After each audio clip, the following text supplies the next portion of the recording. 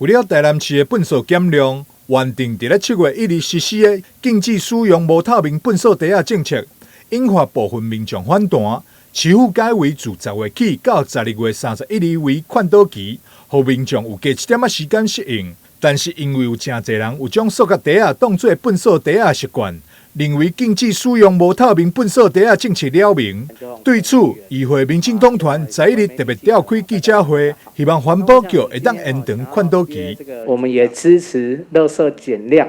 但是在这个政策方面，因为它影响了民众的生活相当的巨大。好，我们是不是在这边诚恳呼吁黄伟哲市长，应该将这个劝导期，好，不止延到今年的年底，应该明年应该先试办1年，好来做这个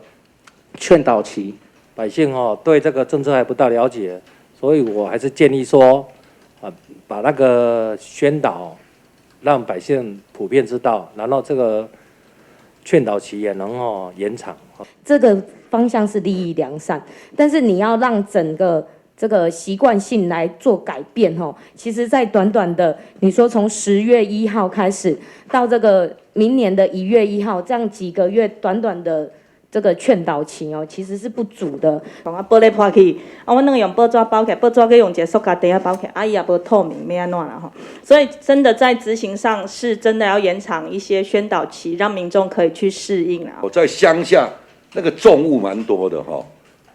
为什么会重物蛮多的？有时候他们必须要用这个麻布袋啊，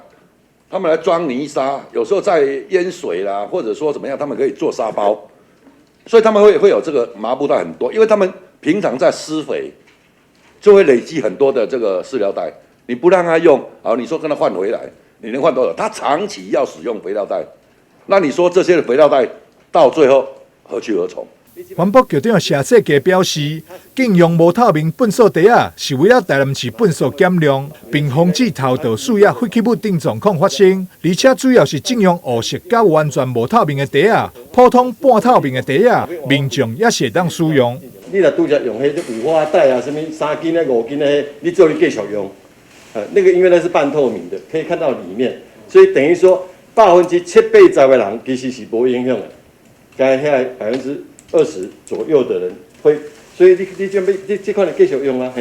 经过党团的请愿，环保局答复将该政策做滚动式讨论，依照各地区的特性做调整，并同意伫明年顶进行，拢会先以劝导为主，除非有严重树叶废弃物偷盗的情绪，是未开民众的罚单。台南新闻张硕维采访报道。透明垃圾袋。